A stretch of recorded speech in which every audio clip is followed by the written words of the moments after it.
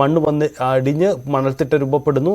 ഏകദേശം ഇപ്പോൾ ലഭിക്കുന്ന ഇന്നലെ വൈകിയുള്ള നിഗമന പ്രകാരം കരയിൽ നിന്നും 60 മീറ്റർ അകലെയാണ്, പുഴയിൽ 60 മീറ്റർ അകലെയാണ് ഈ ലോറി അർജുൻ്റെ ട്രക്ക് ഉള്ളത് എന്നത് തന്നെയാണ് കണ്ടെത്തിയിരിക്കുന്നത്. അവിടെയാണ് നിൽക്കുന്നത്. പക്ഷേ അതിന് തൊട്ട് മുമ്പ് ഒരു ദിവസത്തെ ഒരു നിഗമന പ്രകാരം 20 മീറ്റർ ആയിരുന്നു. പക്ഷേ പിന്നീട് ഇന്നലെ ലഭ്യമാവുന്ന സിഗ്നലുകളുടെ വിശകലന പ്രകാരം അത് 60 മീറ്റർ ആഴത്തിൽ തന്നെയാണ്. 60 മീറ്റർ ആഴത്തിൽ 60 മീറ്റർ ദൂരെ കാണപ്പെട്ട ആ വസ്തുത തന്നെയാണ് കൂടുതൽ ലോഹ സാന്നിധ്യമുള്ളത്. അത് തന്നെയാണ് ട്രക്ക് എന്ന തിരിച്ചറിവുണ്ടാവുന്നത്. ഇന്നലെ നടന്ന പ്രവർത്തനങ്ങളെ നമുക്ക് ഇങ്ങനെ വിലയിരുത്താം. അതായത് ഇന്നലെ വിശദമായ ഒരു പരിശോധനയാണ് ഐബോർഡ് ഉപയോഗിച്ചുകൊണ്ടുള്ള സിഗ്നൽ മാപ്പിംഗ് പരിശോധന നടന്നു. ഈ സിഗ്നൽ മാപ്പിംഗ് പരിശോധനയിൽ ഇന്നലെ കണ്ടെത്തിയത്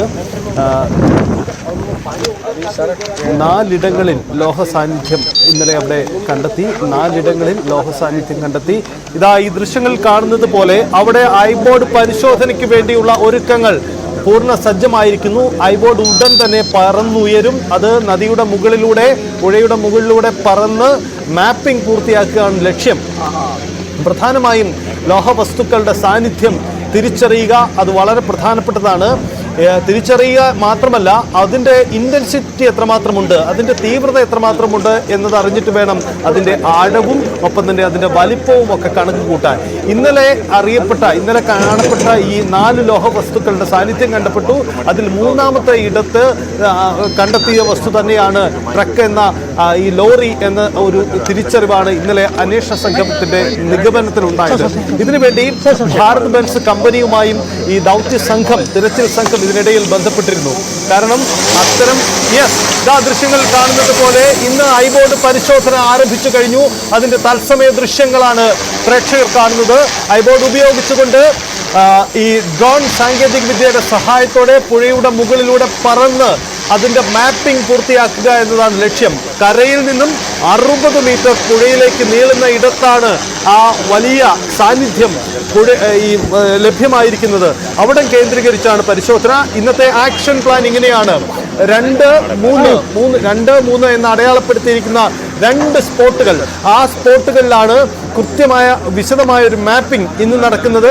എത്രമാത്രം ആഴത്തിലാണ്, എന്താണ് അവിടുത്തെ സാഹചര്യം, ഒപ്പം അവിടെ കുടുങ്ങിയിരിക്കുന്ന ലോഹവസ്തുവിന്റെ സാന്നിധ്യം എത്ര കണ്ട് വലുതാണ് തുടങ്ങിയ കാര്യങ്ങളാണ് ഇന്നത്തെ ഈ ആക്ഷൻ പ്ലാനിൽ പ്രധാനമായും പരിശോധിക്കുക.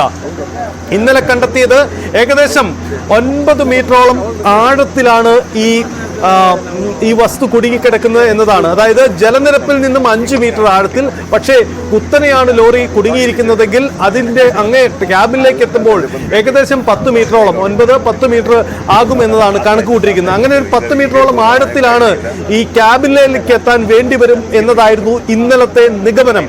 ഇന്നലെ ലഭ്യമാവുന്ന സിഗ്നലുകൾ ഉപയോഗിച്ചുകൊണ്ടുള്ള നിഗമനമായിരുന്നു അത്. ഇന്നത്തെ ഈ പരിശോധനയും പ്രധാനപ്പെട്ടതാണ്. അവിടെ ഈ മാപ്പിംഗിൽ ലഭ്യമാവുന്ന സിഗ്നലുകൾ കൃത്യമായി തന്നെ അത് അപഗ്രഥിച്ചുകൊണ്ടുള്ള തീരുമാനത്തിലേക്കാവും, പുതിയ ആക്ഷൻ പ്ലാനിലേക്കായിരിക്കും കടക്കുക.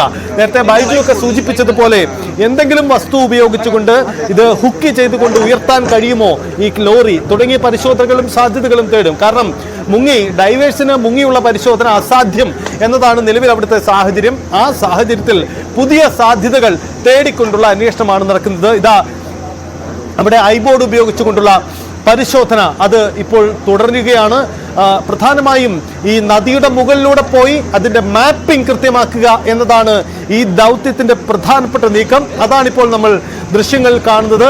എന്തായാലും വളരെ പ്രധാനപ്പെട്ട ചില ഇൻഫർമേഷൻസ് തിരച്ചിൽ സംഘത്തിന് വരുന്ന മിനിറ്റുകൾ തന്നെ ഉണ്ടാകും എന്ന് നമുക്ക് കരുതാം. കാരണം ആ തിരച്ചിൽ സംഘത്തിന് ലഭിക്കുന്ന ആ ഇൻഫർമേഷന്റെ അടിസ്ഥാനത്തിൽ ആണ് ഇനിയുള്ള സാഹചര്യങ്ങളെ അപഗ്രഥിച്ചുകൊണ്ട് മുന്നോട്ട് പോവുക.